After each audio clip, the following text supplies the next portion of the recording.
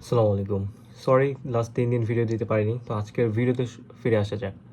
মুস্তাফিজকে বাদ দিয়ে চরম বিপদে কলকাতা নাইট রাইডার্স। মুস্তাফিজের প্রপার রিপ্লেসমেন্ট পাইতেছে না। তারা একবার সাউথ আফ্রিকার কাছে যাচ্ছে, তারা একবার ওয়েস্ট ইন্ডিজের কাছে যাচ্ছে এবং সর্বশেষ না পেয়ে তারা মুজারাবানি অর্থাৎ জিম্বাবুয়ের যে পেস বলার মুজারাবানিকে নিয়েছেন। কিন্তু মুস্তাফিজ এবং মুজারাবানি দুইজন কিন্তু দুই ক্যাটাগরির প্লেয়ার। মুস্তাফিজ হলো স্লো কাটার করে, বল দিয়ে স্পিন করে, এরকম বলার ইভেন ডেট ওভারের ওয়ার্ল্ডের টপ 3 বলারের মধ্যে একজন হলো আমাদের মুস্তাফিজুর রহমান। কিন্তু মুজারাবানি কিন্তু ওই লেভেলের বলার না।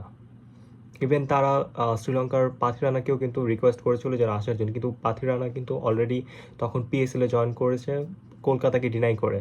কিন্তু এখন আবার সুর অন্যদিকে শোনা যাচ্ছে যে পাথিরানা নাকি আবার ইন্ডিয়ান প্রিমিয়ার লিগে খেলবে এবং তিনি নাকি রাজস্থান রয়্যালসের হয়ে স্যাম কারণ যেহেতু তিনি খেলতে পারতেছেন না সেহেতু পাথিরানাকে ফেরত আনবে আইপিএল। এবং এটা নিয়েও কিন্তু এক ধরনের দর কষাকষি এবং এক ধরনের মনোমালিন্য হয়েছে পিএসএল এর কাছ থেকে, এবং পিএসএল কর্তৃপক্ষ তাদেরকে রীতিমতো হুমকি দিয়েছে যারা পিএসএল ছেড়ে আইপিএলে যাবে, অর্থাৎ কন্ট্রাক্ট হওয়ার পর আইপিএলে যাবে, এই ধরনের প্লেয়ারদের এগেনস্টে আসলে পদক্ষেপ নেবে পিএসএল। তো সেই ক্ষেত্রে দেখা যাচ্ছে যে কেকেআরের কপাল অর্থাৎ কলকাতা নাইট রাইডার্সের কপাল সব দিক দিয়ে পড়লো। মুস্তাফিজুর রহমানকে বাদ দিয়ে মানে সব থেকে বড় বিপদে পড়লো তারা।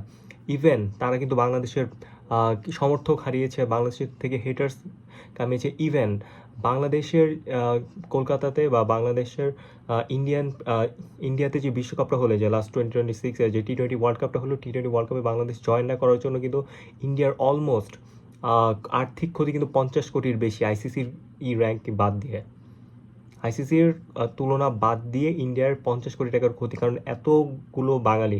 কলকাতা কিন্তু ঢাকার পাশেই, ঢাকার পাশে বলতে বাংলাদেশের পাশেই অনেক মানুষ কলকাতাতে যায়। বাংলাদেশের অনেক মানুষের কলকাতার ভিসা, ইন্ডিয়ার ভিসা আছে, তারা কলকাতায় মার্কেট করতে যায়, ঘুরতে যায়। কিন্তু এই যে হেড রেটটা কামাইলো, এটা কিন্তু ইভেন বাংলাদেশে যাওয়া অফ করাতে কিন্তু কলকাতার এমন এমন ব্যবসায়ী বলেন, ফার্মেসি বলেন, অনেক হসপিটাল, রিসর্ট, তারপর আপনার যত মার্কেট আছে একদম পথে বসে গেছে। কিন্তু অনেক মার্কেট অফ হয়ে গেছে, অনেক দোকান অফ হয়ে গেছে জাস্ট বিকজ অফ বাংলাদেশি নাই দেখে।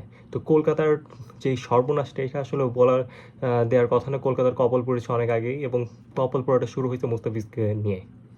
যাই হোক, এই ছিল আজকের ভিডিও। আমার চ্যানেল নতুন হয়ে থাকলে please to subscribe to my channel. আল্লাহ হাফেজ।